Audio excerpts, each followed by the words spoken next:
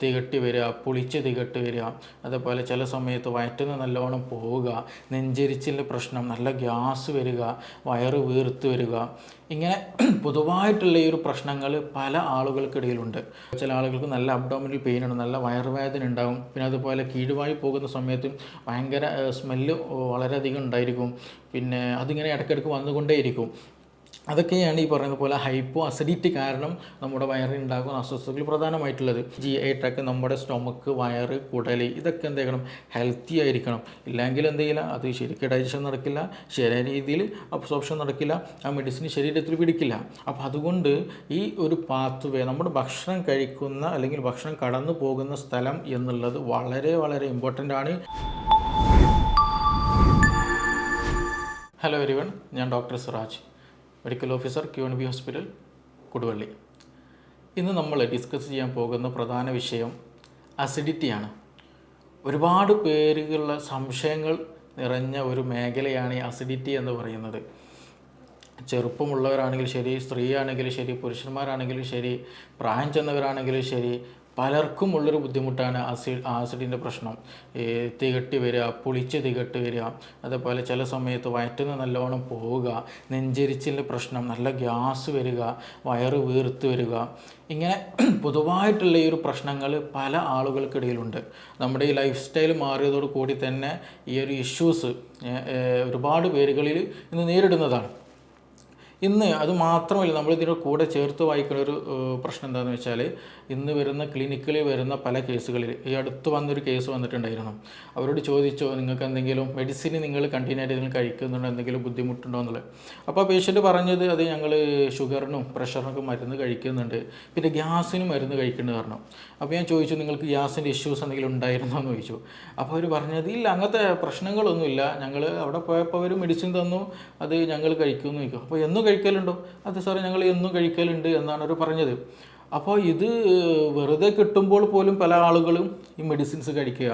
എന്തെങ്കിലും വയറിന് എന്തെങ്കിലും ഒരു അസ്വസ്ഥത, അത് ഗ്യാസിൻ്റെ പ്രശ്നമാണോ, എന്തെങ്കിലും ഇൻഫെക്ഷൻ വന്നതാണോ, വേറെ എന്തെങ്കിലും ബുദ്ധിമുട്ടുണ്ടോ എന്ന് പോലും നോക്കാണ്ട് സ്വന്തം ഇഷ്ടപ്രകാരം എന്തെങ്കിലും PPI, പ്രോട്ടോൺ പമ്പ് ഇൻഹിബിറ്റേഴ്സ് ആയിട്ടുള്ള പാൻഡോപ്പോ, ജെലൂസിൽ, അങ്ങനെയുള്ള എന്തെങ്കിലും മെഡിസിൻസ് എടുത്ത് കഴിക്കുന്ന ഒരു ശൈലി ഇന്ന് നമ്മുടെ കമ്മ്യൂണിറ്റിയിൽ, നമ്മുടെ സമൂഹത്തിൽ എല്ലാ ഒട്ടുമിക്ക ആളുകളിലും ഉള്ളതാണ്. അപ്പോൾ അതുകൊണ്ട് തന്നെ അത് എത്രത്തോളം നല്ലതാണ്, എന്താണ് യഥാർത്ഥത്തിൽ നമുക്ക് പൊതുവായിട്ട് വയറ്റിൻ്റെ ഉള്ളിൽ ആസിഡുമായിട്ട് സംബന്ധിച്ച് ഉണ്ടാകുന്ന ബുദ്ധിമുട്ട്, അതെങ്ങനെ നമുക്ക് തന്നെ ഒരു മെഡിസിൻ്റെ സഹായമില്ലാതെ വീട്ടിൻ്റെ ഉള്ളിൽ തന്നെ നമുക്ക് എങ്ങനെ അത് മാനേജ് ചെയ്യാം തുടങ്ങിയ കാര്യങ്ങളാണ് ഇന്ന് നമ്മളിവിടെ കൂടുതലായിട്ട് പറയാൻ ഉദ്ദേശിക്കുന്നത്. അപ്പോൾ ഈ ആസിഡ്, നമ്മുടെ ഈ ആസിഡിൻ്റെ പ്രാധാന്യം എത്രത്തോളം ഉണ്ടെന്നുള്ള ആദ്യം നമ്മൾ മനസ്സിലാക്കണം. നമ്മുടെ വയറ്റിൻ്റെ ദഹനം നടക്കാൻ, ശരീരത്തിൽ വേണ്ട മെറ്റീരിയൽസ് വേണമെങ്കിൽ, അന്നജം, പ്രോട്ടീൻ, ഇതിൻ്റെയൊക്കെ ദഹനം നടക്കണമെന്നുണ്ടെങ്കിൽ നമുക്ക് കൃത്യമായിട്ടുള്ള ഒരു സംവിധാനം വേണം. അതിൽ ഏറ്റവും ഇമ്പോർട്ടൻ്റ് ആയിട്ടുള്ള ഒരു സംഗതിയാണ് ഈ ആസിഡിൻ്റെ പ്രസൻസ് എന്ന് പറയുന്നത്. നമ്മുടെ വയറ്റിലുള്ള ഈ ആസിഡിൻ്റെ pH വരുന്നത് 1.5 ആണ് ഏകദേശം വരുന്നത്. അതായത് അത്രത്തോളം സ്ട്രോങ് ആസിഡാണ് നമ്മുടെ വയറ്റിലുള്ളത്. അപ്പോൾ അതുകൊണ്ട് തന്നെ ഇതിൻ്റെ ഇമ്പോർട്ടൻസ് അത്രത്തോളം ഉണ്ട്. കാരണം ഞാൻ നേരത്തെ പറഞ്ഞതുപോലെ നമ്മൾ ഈ പ്രോട്ടീൻസ്, നമ്മൾ പച്ചക്കറികൾ കഴിക്കലുണ്ട്, മീൻ കഴിക്കലുണ്ട്, മുട്ട, അതല്ലാത്ത മറ്റു ഫ്രൂട്ട്സുകൾ കഴിക്കലുണ്ട്, അതുപോലെ ബീഫ്, മട്ടന്, ഇതൊക്കെ നമ്മൾ കഴിക്കുന്നതാണ്. അപ്പോൾ ഇതിൻ്റെയൊക്കെ ഡൈജഷൻ നന്നായിട്ട് നടക്കണം എന്നുണ്ടെങ്കിൽ ഈ ആസിഡിൻ്റെ പ്രസൻസ് ഇമ്പോർട്ടൻ്റ് ആണ്. അതേപോലെ ഒരു പക്ഷേ നമ്മൾ കഴിക്കുന്ന ഭക്ഷണത്തിൽ എന്തെങ്കിലും ബാക്ടീരിയാസോ എന്തെങ്കിലും ഫംഗൽസോ എന്തെങ്കിലുമൊക്കെ പ്രസൻസ് ഉണ്ടെങ്കിൽ മിക്കതും എന്ത് ചെയ്യും, ഈ പറയുന്ന ഈ ആസിഡിൽ വന്നിട്ട് അത് നശിച്ചു പോകും, അത് ചത്തുപോകും. അപ്പോൾ വലിയൊരു ഇൻഫെക്ഷനൊന്നും ഇല്ലാണ്ട് നമ്മുടെ വയറിനെ സംരക്ഷിക്കുന്ന ഒരു സംവിധാനം കൂടെ എന്ത് ചെയ്യുന്നുണ്ട്, അങ്ങനെ ഒരു ഫംഗ്ഷൻ കൂടെ എന്ത് ചെയ്യുന്നുണ്ട്, ഈ ആസിഡ് ചെയ്യുന്നുണ്ട്. അപ്പോൾ അത്രത്തോളം വളരെ ഇമ്പോർട്ടൻ്റ് ആണ് ആസിഡിൻ്റെ പ്രസൻസ് നമ്മുടെ വയറ്റിൽ എന്നുള്ളത്. അപ്പോൾ ഈ ആസിഡിന് പൊതുവായിട്ടുള്ള 2 ഇഷ്യൂസാണ് ഉണ്ടാവല്. അത് നമ്മൾ പ്രധാനമായിട്ട് ശ്രദ്ധിക്കണം. ഒന്ന് ഹൈപ്പർ അസിഡിറ്റി, രണ്ടാമത് ഹൈപ്പോ അസിഡിറ്റി. സിമ്പിളായിട്ട് പറഞ്ഞാൽ ചില കണ്ടീഷനുകൾ എന്ത് ചെയ്യും, ആസിഡിൻ്റെ പ്രസൻസ് കൂടും, അധികമായിട്ട് ആസിഡ് പ്രൊഡ്യൂസ് ചെയ്യുക. രണ്ടാമത് എന്താണ്, ആവശ്യത്തിന് ആസിഡ് ഇല്ലാണ്ടിരിക്കുക. ഈ 2 ഘട്ടങ്ങളിലും നമുക്ക് വയറിന് അസ്വസ്ഥതകളുണ്ടാവും. അപ്പോൾ ഈ ഹൈപ്പർ അസിഡിറ്റി ഉള്ള കണ്ടീഷനിലാണ് കൂടുതലായിട്ട് ഈ പറഞ്ഞ പോലെ പൊളിച്ചത് കെട്ടുന്ന ഇഷ്യൂസ് ഉണ്ടാവുക. അതേപോലെ ചില സമയത്ത് നമ്മൾ വെള്ളം കുടിക്കുമ്പോഴൊക്കെ എന്ത് ചെയ്യും, ആ ഒരു സെൻസേഷൻ, വെള്ളം ഇങ്ങനെ പോകുന്ന ഒരു ഫീലിംഗ് നമുക്ക് കൃത്യമായിട്ട് മനസ്സിലാക്കാൻ കഴിയും ചില ആളുകൾക്കൊക്കെ. അത് എക്സ്ട്രീം കണ്ടീഷനിലാണ് അങ്ങനെയൊക്കെയുള്ള ബുദ്ധിമുട്ടുണ്ടാവുക. പിന്നെ അതേപോലെ ഇടയ്ക്കിടയ്ക്ക് വായിൽ പുണ്ണ് വരിക.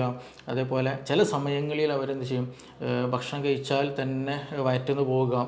ശരീരത്തിൽ എന്ത് ചെയ്യില്ല, നമ്മൾ കഴിക്കുന്ന ഭക്ഷണം കാണാൻ കഴിയില്ല. ഒരുപാട് ഭക്ഷണം കഴിക്കും, ഇതൊക്കെ എവിടേക്കാണ് പോകുന്നത് എന്നുള്ളൊരു ചോദ്യം ഉണ്ടാവും.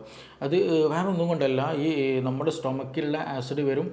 അധികമായിട്ടുള്ള ആസിഡ് കാരണം പെട്ടെന്ന് ദഹനം നടക്കും. പെട്ടെന്ന് എന്ത് ചെയ്യും, ഈ അതിൻ്റെ കൂടെ തന്നെ പെരിസ്റ്റാൾട്ടിക് മൂവ്മെൻറ്റ്, കുടലിൻ്റെ മൂവ്മെൻറ്റ് പല ആളുകൾക്ക് കൂടാറുണ്ട്. അപ്പോൾ അതുകൊണ്ട് തന്നെ പെട്ടെന്ന് ഒരു അബ്സോർപ്ഷനുള്ള സമയം ഇല്ലാണ്ട് പെട്ടെന്ന് തന്നെ അത് ടോയ്ലറ്റിൽ പോകുന്ന ഒരു സംവിധാനം ചില ആളുകൾക്ക് ഉണ്ടാവാറുണ്ട്. അപ്പോൾ അതുകൊണ്ടാണ് ഇങ്ങനെയുള്ള ഇഷ്യൂസൊക്കെ ഉണ്ടാകുന്നത്. അതാണ് ഹൈപ്പർ അസിഡിറ്റി എന്ന് പറയുന്നത്. ആസിഡിൻ്റെ അളവ് കൂടുന്നത് കൊണ്ടുണ്ടാകുന്ന അസ്വസ്ഥതകൾ, ബുദ്ധിമുട്ടുകൾ, പ്രയാസങ്ങളൊക്കെ. രണ്ടാമത്തേതാണ് ഹൈപ്പോ അസിഡിറ്റി എന്ന് പറയുന്നത്. അതായത് ആസിഡിൻ്റെ അളവ് വേണ്ട വിധേനം ഇല്ലാണ്ട് കുറവ് വരുന്ന ഒരു സാഹചര്യം. ഇതിനൊക്കെ ഉണ്ടാകാൻ ഒരു പ്രധാന കാരണമായിട്ട് പറയുന്ന ഒന്ന് രണ്ട് വിഷയങ്ങളുണ്ട്. ഒന്ന് അത് സ്ട്രെസ്സാണ്. ടെൻഷൻ ഉണ്ടെങ്കിൽ എന്ത് ചെയ്യും, ഈ പറഞ്ഞ പോലെ ആസിഡിൻ്റെ പ്രസൻസ് കൂടും. ടെൻഷന് എന്തെങ്കിലും കൂടുതലായിട്ട് ചിന്തിച്ചിരിക്കുക, ബേജാറ് കൂടുക, ആൻസൈറ്റി വരിക, അങ്ങനെ വരുമ്പോൾ എന്ത് ചെയ്യും, ആസിഡിൻ്റെ പ്രൊഡക്ഷൻ കൂടും. സ്ട്രെസ് ഹോർമോൺ ഉള്ളത് കൊണ്ട്, അതിൻ്റെ പ്രസൻസ് കൊണ്ട് ഈ പറയുന്ന പോലെ ആസിഡിൻ്റെ പ്രൊഡക്ഷൻ കൂടും. രണ്ട്, ഇതേപോലെ എച്ച് പൈലോറിക്കിൻ്റെ പ്രസൻസ് സ്റ്റൊമക്കിലുണ്ടെങ്കിലും അതും ഈ പറഞ്ഞ പോലെ ആസിഡ് കൂടാനും കുറയാനുള്ളൊക്കെ കാരണമാണ്.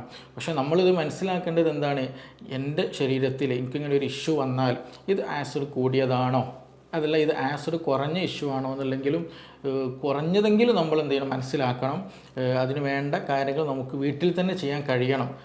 അപ്പോൾ ഹൈപ്പോ അസിഡിറ്റി, അടുത്തതാണ് പറയാനുള്ളത്. ഹൈപ്പോ അസിഡിറ്റി, ഈ ആസിഡ് അളവ് വേണ്ട വിധേനം നമ്മുടെ ശരീരത്തിൽ ഇല്ല എങ്കിൽ, വയറ്റിലില്ല എന്നുണ്ടെങ്കിൽ നേരത്തെ പറഞ്ഞതുപോലെ ഡൈജഷന് വളരെയധികം നെഗറ്റീവായിട്ട് ബാധിക്കും. ഈ പ്രത്യേകിച്ച് പ്രോട്ടീൻ്റെ ഡൈജഷനൊന്നും നടക്കാൻ സാധ്യമല്ല. ദഹനം നടക്കാത്തത് കൊണ്ട് തന്നെ ഭക്ഷണം കഴിച്ചു കഴിഞ്ഞാൽ ഒരു ഹെവിനെസ് ഫീൽ, വയറെന്തോ ഒരു വീർത്ത പോലെ, ഒരു കനം പിടിച്ച പോലെ ഒരു ഫീലിംഗ് ഉണ്ടായിരിക്കും. അതേപോലെ തന്നെ ഇടയ്ക്കിങ്ങനെ ഒരു ബ്ലോട്ടിങ് പോലെ, ഒരു ഏമ്പക്കം പോലെ അങ്ങനെ വരിക.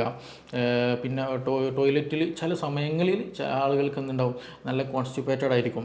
ചില സമയങ്ങളിൽ നല്ല ഡയറിയ അല്ലെങ്കിൽ നല്ല ലൂസ് മോഷൻ ആകാൻ ചാൻസ് ഉണ്ട്. അതെന്താ അങ്ങനെ വരണമെന്ന് ചോദിച്ചാൽ, ഞാൻ നേരത്തെ പറഞ്ഞല്ലോ, നമ്മൾ ഡൈജഷൻ ശരിക്കും നടക്കുന്നില്ല.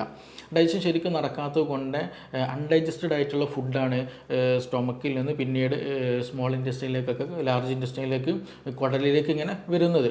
അപ്പോൾ അവിടെയൊക്കെ ചെറുതായിട്ടുള്ള ഒരുപാട് ഗട്ട് ബാക്ടീരിയാസ് ഉണ്ട്.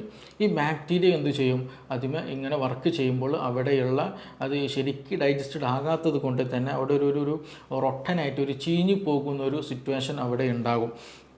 അപ്പോൾ അങ്ങനെ വരുമ്പോൾ എന്ത് ചെയ്യും, ചിലപ്പോൾ ചില ആളുകൾക്ക് നല്ല അബ്ഡോമിനൽ പെയിൻ ഉണ്ട്, നല്ല വയറുവേദന ഉണ്ടാകും. പിന്നെ അതുപോലെ കീഴുവായി പോകുന്ന സമയത്ത് ഭയങ്കര സ്മെല്ല് വളരെയധികം ഉണ്ടായിരിക്കും.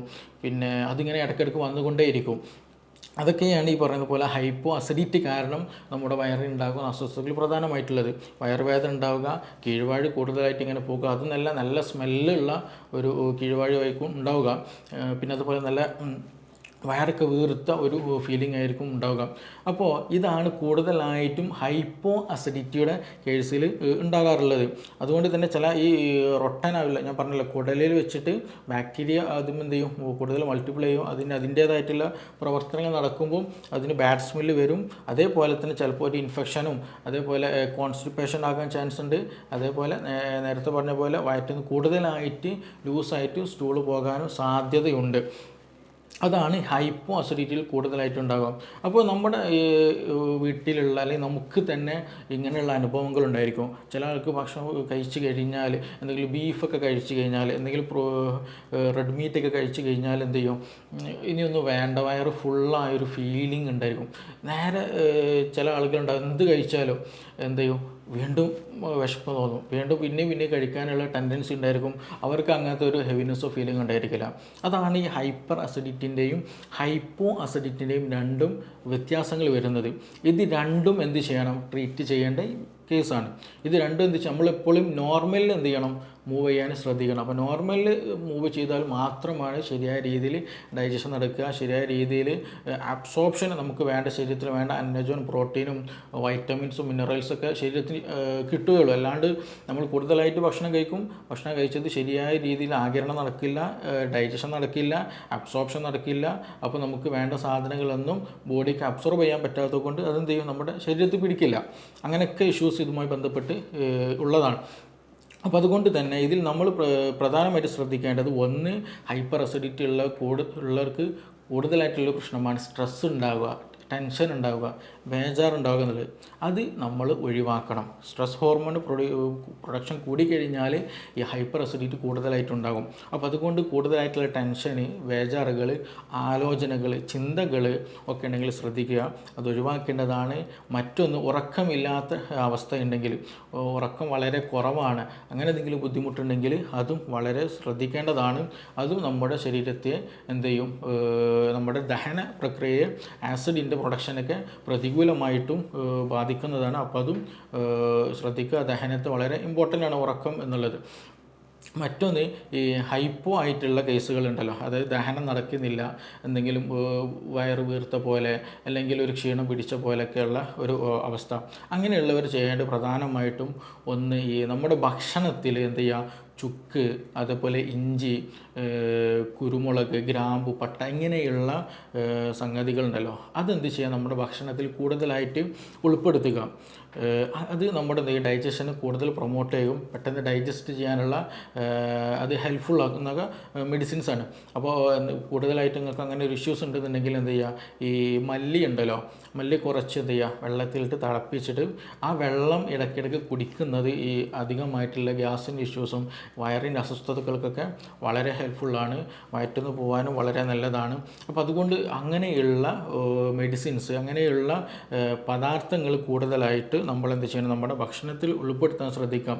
എങ്കിൽ തന്നെ എന്ത് ചെയ്യും, ഇങ്ങനെയുള്ള ഇഷ്യൂസുകളും കാര്യങ്ങളും നമുക്ക് നിയന്ത്രിക്കാൻ കഴിയും. ഇനി അതൊന്നുമല്ല, വേറെ എന്തെങ്കിലും ബുദ്ധിമുട്ടുകൾ കൂടെ, ചില ആളുകൾക്ക് എന്ത് ചെയ്യും, ഭയങ്കര പെയിൻഫുള്ളാവും. ഭക്ഷണം കഴിക്കുന്ന സമയത്ത് നല്ല പെയിൻ ഉണ്ടായിരിക്കും. ചില ആളുകൾക്ക് ഭക്ഷണം കഴിഞ്ഞ് ഒരു അരമണിക്കൂർ കഴിഞ്ഞാൽ അല്ലെങ്കിൽ ഒരു 20 മിനിറ്റ് കഴിഞ്ഞാൽ നല്ല വയറുവേദന വരാറുണ്ട്. ചില ആൾക്ക് നല്ല ഛർദ്ദിക്കാൻ വരാറുണ്ട്. അപ്പോൾ അങ്ങനെയുള്ള കേസുകളിൽ അത് നിർബന്ധമായിട്ടും നമ്മൾ പ്രത്യേകം ഡോക്ടറെ കണ്ടിട്ട് അത് എന്താണ് എന്നുള്ളത് പഠിക്കുക തന്നെ ചെയ്യണം. അത് വേറെ എന്തെങ്കിലും മൈഗ്രെയിൻ്റെ ഇഷ്യൂസ് ഉണ്ടോ, ഇനി അതല്ല വേറെ അൾസറിൻ്റെ പ്രശ്നമുണ്ടോ, IBSൻ്റെ സിംറ്റം ഉണ്ടോ, IBD, ഇങ്ങനെയുള്ള, അതായത് നമ്മുടെ GI ട്രാക്ക്, അത് ഭക്ഷണം പോകുന്ന പാത്വേ ഉണ്ടല്ലോ, ഈ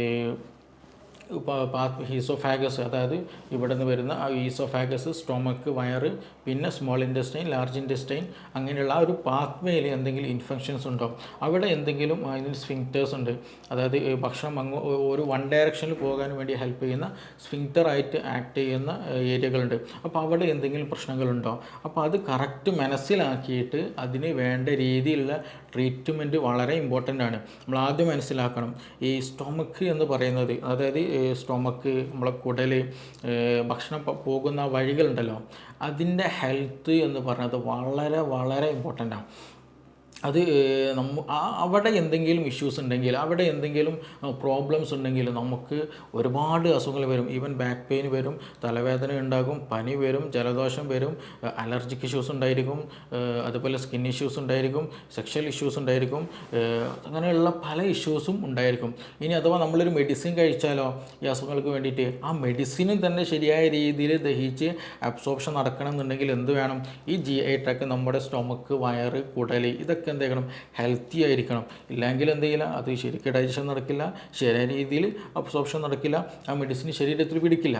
അപ്പോൾ അതുകൊണ്ട് ഈ ഒരു പാത്വേ, നമ്മുടെ ഭക്ഷണം കഴിക്കുന്ന അല്ലെങ്കിൽ ഭക്ഷണം കടന്നു പോകുന്ന സ്ഥലം എന്നുള്ളത് വളരെ വളരെ ഇമ്പോർട്ടൻ്റ് ആണ്.